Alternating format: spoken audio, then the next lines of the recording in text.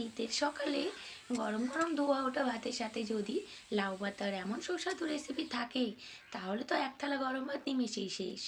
নমস্কার বন্ধুরা, আজ আবারও চলে এসেছি আপনাদের সামনে নতুন একটি রেসিপি নিয়ে। বন্ধুরা, আজ আমি লাউ পাতা দিয়ে দুর্দান্ত একটি নিরামিষ রেসিপি করে দেখাবো আপনাদেরকে। লাউ পাতা ভর্তা বা বাটা সম্পূর্ণ নিরামিষ, এতটাই সুস্বাদু হয় আপনারা শুধু একদিন বানিয়ে দেখবেন, আঙুল চেটে পুটে খাবেন। বন্ধুরা, রেসিপিটি করতে লাগবে লাউ পাতা, আর লাগবে বাদাম, কালো জিরে, শুকনো লঙ্কা। সবার প্রথমে আমি লাউ পাতাগুলোকে ভালো করে বেছে নিচ্ছি। এইভাবে দেখুন, লাউ পাতাগুলোকে ছোটো ছোটো টুকরো টুকরো করে ছিঁড়ে নিলাম। হাত দিয়ে ছিঁড়ে নিচ্ছি। কচি কচি লাউ পাতা নিয়েছি, গাছের থেকে একদম টাটকা টাটকা লাউ পাতা পেড়ে নিয়েছি। লাউ পাতাগুলোকে ভালো করে প্রথমে এইভাবে ছিঁড়ে নিচ্ছি, তারপর এগুলোকে জল দিয়ে 2-3 বার মতো পরিষ্কার করে ধুয়ে নেব।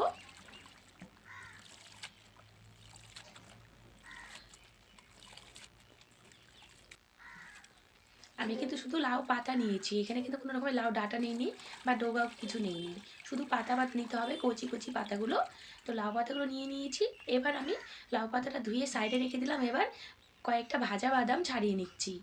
এটা কিন্তু বালুতে যে ভাজে গোটা বাদামগুলো, সেই ভাজা বাদাম নিয়েছি। আপনাদের কাছে এই বাদাম না থাকলে আপনারা কাঁচা বাদামটাও শুকনো কলাতে ভেজে নিতে পারেন। তো কালকে বাজার থেকে বাবা এই ভাজা বাদাম নিয়ে আসছিলো খাওয়ার জন্য, সেই বাদাম কিছুটা রয়ে গেছে। এই বাদাম দিয়ে আজকে আমি লাউ পাতার ভর্তা বা বাটা করে দেখাবো আপনাদেরকে। দেখুন, বাদামের খোসাগুলো তো ছাড়াতে খুব ভালো হয়, তাড়াতাড়ি ছাড়িয়ে নেওয়া যায় ভাজা বাদামের খোসা। এইভাবে ছাড়িয়ে নিলাম, আর উপরে যে লাল খোসাটা আছে সেটাও ছাড়িয়ে নিয়েছি ভালো করে। এরপরে কড়াই বসিয়ে দিয়েছি উনুনে। শুকনো কড়াতে প্রথমে বেশ কিছুটা কালো জিরে ভেজে নেব। এখানে 3 টেবিল চামচ মতো কালো জিরে আছে। কালো জিরেটাকে শুকনো খোলায় কিছুক্ষণ আমি ভালো করে ভেজে নিচ্ছি। একদম আবার বেশি কড়া করে ভাজতে যাবে না, তাহলে কালো জিরেটা দিতে লাগবে।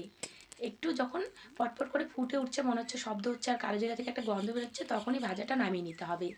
এরপর দেখুন, কড়াই থেকে কালো জিরাটা নামিয়ে নিয়ে কড়াই দিয়ে দিলাম 3 টেবিল চামচ মতো সর্ষে তেল। এর মধ্যে বেশ কিছুটা শুকনো লঙ্কা ভেজে নিচ্ছি। আমি আজকের ভর্তাটা একটু ঝাল ঝাল করবো। গরম গরম ভাতের সাথে লাউ পাতার ঝাল ঝাল ভর্তা খেতে বেশি ভালো লাগে, সেই জন্য। তো বন্ধুরা, আপনারা কিন্তু ঝালটা পরিমাণ মতো দিতে পারেন, যে যেমন ঝাল পছন্দ করেন। আর এখন শীতের দিনে কিন্তু এরকম সকালবেলা ভর্তা বা বাটা দিয়ে ভাত খেতে আমার খুবই ভালো লাগে। তো বন্ধুরা, আমার মতো আপনাদের কাদের কাদের এরকম পছন্দ আমাকে কমেন্টে অবশ্যই জানাবেন। এবার দেখুন, কড়াই থেকে শুকনো লঙ্কাগুলো নামিয়ে আমি সেই তেলের মধ্যেই লাউ পাতাগুলো দিয়ে দিলাম। লাউ পাতাগুলো দিয়ে এবার এর মধ্যে গোটা কয়েকটা কাঁচা লঙ্কা দেবো, পাকা কাঁচা মিলে লঙ্কা দিলাম। এরপরে দিয়ে দিচ্ছি স্বাদ মতো নুন, আর 1 চিমটি মতো হলুদ গুঁড়ো দিয়ে দেবো। দিয়ে এবার লাউ শাকগুলোকে 6-7 মিনিট মতো ভালো করে ভেজে নিতে হবে। আর এই ভর্তা বা বাটাটা যে সম্পূর্ণ নিরামিষ, কেউ খেয়ে বুঝতেই পারবে না। এবার দেখুন বন্ধুরা, একটু ঢাকা দিয়েছিলাম, ঢাকা দিয়ে আবার ঢাকনাটা তুলে ভালো করে নেড়ে চেড়ে দিচ্ছি। ঢাকাটা দিয়েছিলাম যাতে লাউ শাকটা খুব ভালোভাবে সেদ্ধ হয় আর ভাজাটাও হয়, সেই জন্য। এবার দেখুন, লাউ শাকটা কিন্তু একদম ভাজা হয়ে গেছে। এটাকে আমি একটা প্লেটে তুলে নেব, তারপরে এটাকে শিলনোড়ায় বেটে নেব। আর শিলনোড়ায় বাটা বা ভর্তা খেতে তো এর মজাটাই আলাদা, এতটাই টেস্ট হয়, এর কোনো তুলনাই নেই। এবার দেখুন, ভাজাটা হয়ে গেছে, আমি একটা প্লেটে নামিয়ে নিচ্ছি।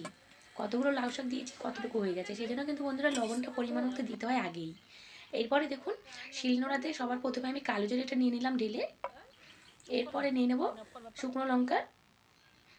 সবগুলো নেব না, কিছুটা শুকনো লঙ্কা গোটা রেখে দিচ্ছি। এরপরে বাদামগুলো নিয়ে নিচ্ছি। বাদামের খোসাগুলোকে ছাড়িয়ে রেখেছিলাম, ভাজা বাদাম। এরপরে সামান্য একটু নুন দিয়ে দিলাম, দিয়ে এবার প্রথমে কালো জিরে, শুকনো লঙ্কার বাদামটাকে ভালো করে বেটে নেব। তারপরে কিন্তু আমি এর মধ্যে লাউ পাতাগুলো দিয়ে বাটবো। প্রথমে এই শুকনো জিনিসগুলোকে ভালো করে বেটে নিতে হবে, তাহলে বাটাটা খুব ভালো হবে। আর শিলনোড়াতে বাটছি তার জন্য এরকম করছি, আপনারা মিক্সি জারে চাইলে একবারে দিয়েও বেটে নিতে পারেন খুব ভালো করে। কিন্তু শিলনোড়ায় বাটা বা ভর্তা খেতে টেস্টটা কিন্তু অনেকটাই বেশি হয়। দেখুন, এগুলোকে প্রথমে ভালো করে বেটে নিলাম।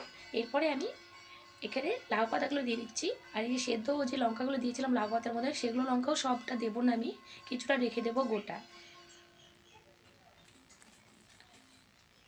এবার আমি এগুলোকে ভালো করে একসাথে মিহি করে বেটে নিচ্ছি। আর বেটে নিলেই তৈরি আজকের এই লাউ পাতার দারুণ মজার নিরামিষ ভর্তা বা বাটা। নিরামিষ দিনে যদি এরকম রেসিপি থাকে, খেয়ে কেউ বুঝতেই পারবে না যে এটা নিরামিষ বাটা বা ভর্তা। তো বন্ধুরা, আপনারাও দেরি না করে লাউ পাতা আর বাদাম দিয়ে এরকম ভর্তা বা বাটা রেসিপি করে খেয়ে দেখতে পারেন। আশা করি আপনাদের খুবই পছন্দ হবে।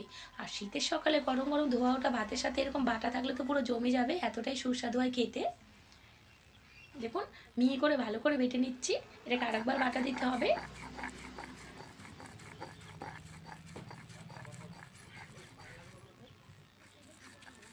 এইভাবে শিলনোড়াতে ভালো করে মিহি করে বেটে নিতে হবে। তো আমার বাটাটা হয়ে গেছে, এবার আমি দেখুন এটাকে একটা বাটিতে তুলে নেব।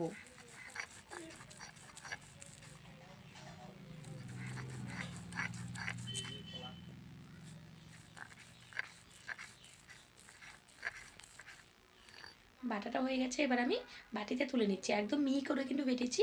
তো বন্ধুরা, আপনাদের কাছে শিলনোড়া না থাকলে আপনারা মিক্সি জারেও বেটে নিতে পারেন, কিন্তু শিলনোড়ার বাটাটা খেতে বেশি টেস্টি হয়, যেটা আমার কাছে মনে হয়।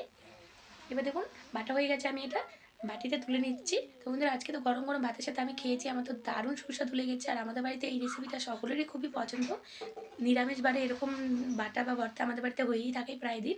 তো বন্ধুরা, আপনারাও দেরি না করে এরকম রেসিপি করে খেয়ে দেখতে পারেন, আপনাদের পরিবারের সকলেরই খুবই পছন্দ হবে। দেখতে যেমন সুন্দর হয়েছে, খেতেও তো দুর্দান্ত টেস্টি। উপরে একটু কাঁচা সর্ষের তেল আর একটা শুকনো লঙ্কা দিয়ে সার্ভ করেছি। বন্ধুরা, আজকের রেসিপি কেমন লাগলো আমাকে কমেন্টে অবশ্যই জানাবেন। ভালো লেগে থাকলে ভিডিওটা লাইক করবেন। ধন্যবাদ।